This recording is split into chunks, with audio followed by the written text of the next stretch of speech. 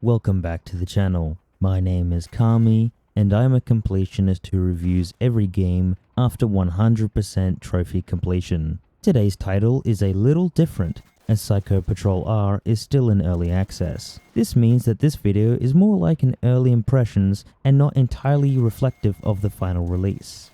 Psycho Patrol R is the second release from developer Consumer Soft Products. I have previously reviewed their last release, Cruelty Squad, which was released in 2021. Don't be mistaken, Psycho Patrol R is not a sequel to Cruelty Squad. With that all said, allow me to showcase what this game has to offer.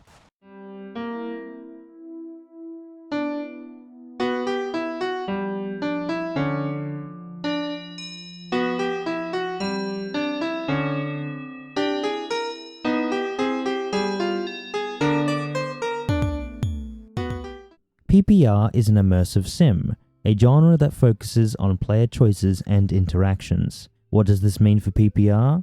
Well, it focuses on moment-to-moment gameplay, with most interactions being the result of previous player actions. You are given mission objectives with tasks to complete. The outcomes of these tasks result in either positive or negative favor with certain NPCs. This can result in rewards, but they're not always obvious. There is a class system, and it has a major impact, especially on your first playthrough. Stats such as health, intelligence, and speed felt noticeable, but others such as bioenergy or lack weren't explained properly. The classes also affect your starting weapons, gadgets, and your cool mech, which I'll discuss in a moment. Even if you start with certain weapons, don't be too concerned, as you'll be able to switch out weapons as well as gadgets. The main gadget I wanted to try was the Hacker Man. Unfortunately, I could not comprehend this device as much as I wanted to. I resorted to reading Steam guides, which didn't quite help me in my understanding. I mention this to say there's a lot of mechanics that are left unexplained. The attitude is go and figure it out. This led to me feeling quite frustrated when I had no idea how to approach the tools I was given. Thankfully, mission discovery is simpler. If there's a task, there's an NPC you can find who will help you out and guide you. Unfortunately, there's unclear resolutions which can't be understood from simply reading the text. Take this example. There's a guy who's being aggressive. I speak to the department and they say no to his problem. I speak to my supervisor and he advises me to try giving some advice. What was the solution to helping the aggressive NPC? Killing him.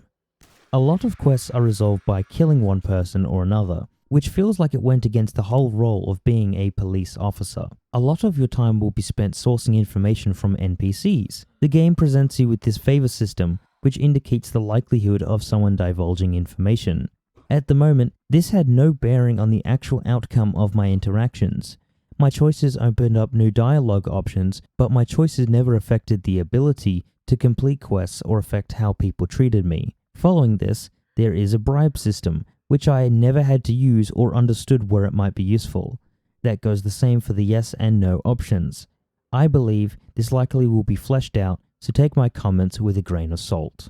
Most of the time, you'll be traversing through areas with your firearms. As part of the police force, your role is to solve crimes. This generally results in frequent feelings of paranoia, as you'll find yourself dying a lot. Even on the normal difficulty, this game is pretty tough, and you may find yourself being killed instantly. If you're familiar with the older Tom Clancy games, there's a slight familiarity here. You'll be scouting locations, leaning and clearing out rooms SWAT style. Initially, I hated how difficult it was, but I found myself having way more fun when I slowed down, checked all the corners paranoid I'd die soon as I poked my head out. This created extremely tense moments, knowing how vulnerable I was. When you die, all of your money is dropped, similar to souls in Dark Souls. This is a feature you love or hate, but I enjoyed it as it adds to the tension. The enemies aren't really any different, as they all can kill you instantly. There are no power-ups, it's just you and your skill. Except I lied. You actually get a super cool customizable mech. This thing is just awesome, and it's initially what drew me to the game. The Vstalker allows you to customize its gun, speed, and armor, allowing for a build that suits your playstyle. The movement especially feels so good on a keyboard. The mech feels like an advanced tank with tons of options to skirt around. Now, if it is your first time playing, I do not recommend playing as the detective class, as their Vstalker has the armor of a wet tissue. This initially deterred me from interacting with the mech until I used the SWAT officer. Then I got the heavy behemoth, which felt like a force to be reckoned with. The ability to crush anyone and everyone is just so much fun, it's easily the highlight of the game. With the amount of customization as the focus, I had so much fun being able to craft my character. This is the highlight of the game. Whilst not everything is clear cut, I know this is an active development and I look forward to seeing things fleshed out. The story of this game can be as interesting as you make it. What does that mean? Well, it's reading. If you're someone who likes to skip the text from NPCs, you'll miss out on the story. The premise of the game is certainly engaging. As a member of the European Federal Police, you're tasked with investigating psychohazards. These are mind viruses as described by your boss, Lorenzo Visconti. What does that mean for you? Well, you get to play as the Thought Police and act as Lorenzo's hound. Like Cruelty Squad, there's a lot of textual references buried within the dialogue and narrative.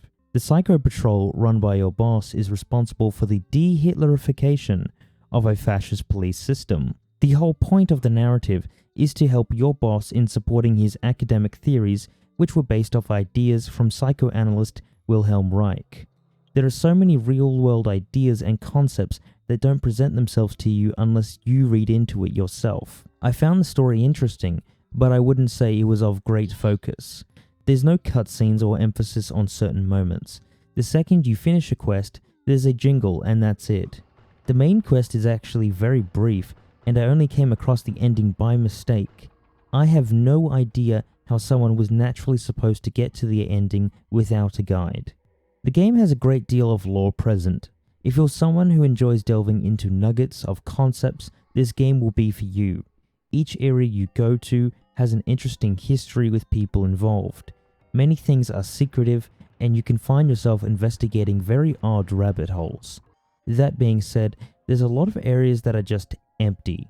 There's been an effort to craft these structures which allure you into exploring them with no payoff. A lot of your time will be spent talking to NPCs. Even though they don't do anything but stand awkwardly, they're pretty funny to talk to. Their crass dialogue caught me off guard, and it made the interactions enjoyable. The art style is something you either love or hate. I personally love it, and I think it's very appealing. Of course, it's appealing in an awful way, but I do enjoy the textures and models. There's something about how off-putting it is, which makes it stand out so much. I believe that Cruelty Squad had the better overall art direction, but PPR clearly has better lighting, reflections, and effects. I'm not sure if this is an engine limitation or just the game, but I feel that the render distance is quite short even when I had it maxed out. Unfortunately, I had a few visual issues. The frame rate felt stuttery at times. The UI seemed to scale with the resolution you set, so my UI was messed up. I had to edit a config file to reset the resolution because I couldn't start the game. The actual look of the UI is much better than Cruelty Squad's, which was appreciated. I did like the fact that I could scale it too, which was an improvement. I say this to only report my experience, however, the game is still in development and I'm sure these issues will be fixed. The soundtrack is frankly just unenjoyable. I know this sounds very negative, but it's not even bad that it's enjoyable like Cruelty Squad. Frankly, it's repetitive, annoying, obnoxious, and it feels like 30 seconds being looped repeatedly. I decided to turn down the music during my playthrough, and it actually helped my immersion of the game. With the volume of the soundtrack decreased, I had a better time listening out for enemy NPCs, making their approach, and taking in all the environmental noises. If you do play this game, I would recommend this approach so you don't tire your ears out. The sound effects are appropriate. I did prefer the gun sounds over Cruelty Squad. These feel more grounded by comparison. One of the more annoying ones is the footsteps. You can hear this clipping of the audio, which is enough to drive you mad. Listening to the footsteps alone with the clipping feels like a Chinese water torture method. This goes the same for stuff like money. As soon as you pick it up, it is so loud compared to the other effects. I do believe some audio rebalancing needs to be done with the sound effects. The NPCs are also very quiet in this game. They don't really make any sounds, and the lack of noise can make the game feel empty. Of course, I'm sure this will be addressed later on. There's genuinely nothing to talk about in terms of achievements. You get one at the start of the game, and at the end when you complete the main quest. I was very excited to play Psycho Patrol R when it was announced, and my patience feels rewarded. The game does feel rough at certain spots, but the game is definitely more positive than negative. In its early access state, I really liked the game, and I am glad to have purchased it. I look forward to seeing this title finished. If you've played this game, what did you think? Are there other titles you'd like me to try? Let me know in the comments below, and have a lovely day.